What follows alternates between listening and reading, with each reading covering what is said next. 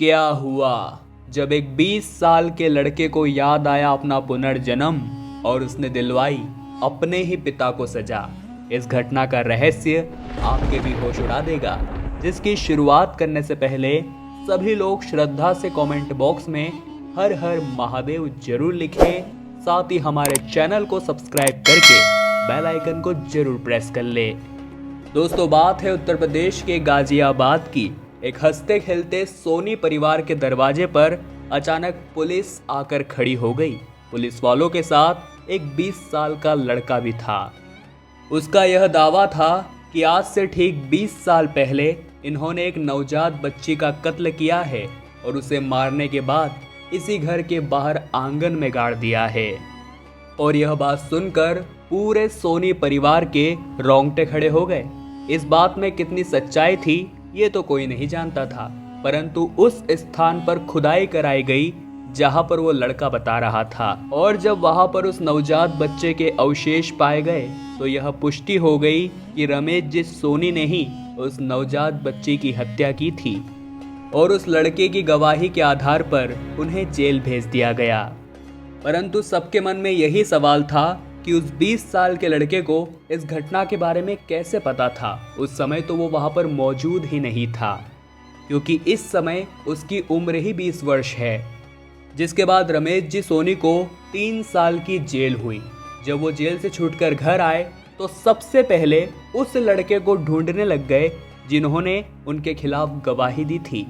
वो जानना चाहते थे आखिर उसे कैसे पता कि मैंने उस नवजात बच्ची की हत्या की थी। जिसके बाद उन्होंने उस लड़के को बहुत ढूंढा और अंत में उसका पता उन्हें मिल ही गया। जब वे उस लड़के के घर पहुंचे तो उन्होंने उससे सवाल किया कि बताओ तुम्हें कैसे पता चला कि मैंने आज से 20 साल पहले उस नवजात बच्ची की हत्या की थी।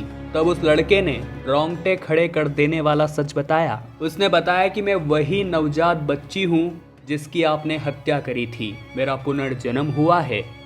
बचपन से ही मैं बाकी बच्चों से बिल्कुल अलग था। मैंने ज़्यादा दोस्त भी नहीं बनाए और मैं अकेला रहना ही पसंद करता था। और जैसे जैसे मैं बड़ा होता जा रहा था मेरा डर भी बढ़ता जा रहा था। परंतु एक दिन मैं अपने घर की सीढ़ियों से नीचे गिर गया, जिसके बाद मेरे सर पर बहुत गहरी चोट आई और मुझे मेरे पिछले जन्म की सारी बातें याद आ गई। मुझे तो गर्भ के अंदर की भी सारी बातें याद है कि किस तरह से आप मेरी माँ को ताने दिया करते थे कि अगर उसने एक लड़की को जन्म दिया तो आप उस बच्ची को मार डालेंगे। और जिसका डर था आखिर वही हुआ। मेरी माँ ने एक बच्ची को ही जन्म दिया। पहले से ही 3 लड़कियां होने के कारण आपने मुझे उस समय मार दिया और अपने घर के बाहर आंगन में ही दफना दिया। क्या भारत में बेटियों का होना गुनाह है? आपको अपने किए गुनाह की मैं सजा दिलवा सकूं, इसीलिए आज मेरा पुनर्जन्म हुआ है। जिसके बाद रमेश जी उसी स्थान पर फूट फूट कर रोने लगे। वे समझ गए थे कि अपने कर्मों से इंसान कभी नहीं बच सकता। वो महादेव से अपने किए अपराधों के लिए क्षमा मांगने लगे। और चूंकि उन्होंने इस अपराध की सजा काट ली थी, ऐसे में उस 20 वर्षीय लड़के ने भी उन्हें माफ कर दिया। परंतु इस घटना का एक अच्छा परिणाम यह निकला कि वो रमेश जी सोनी जो अपनी बेटियों को बोझ समझते थे, इस घटना के बाद वो उन्हें माँ लक्ष्मी का दर्जा देने लगे थे। इस घटना को लेकर आपके क्या विचार हैं नीचे कमेंट बॉक्स में हमें जरूर बताइएगा।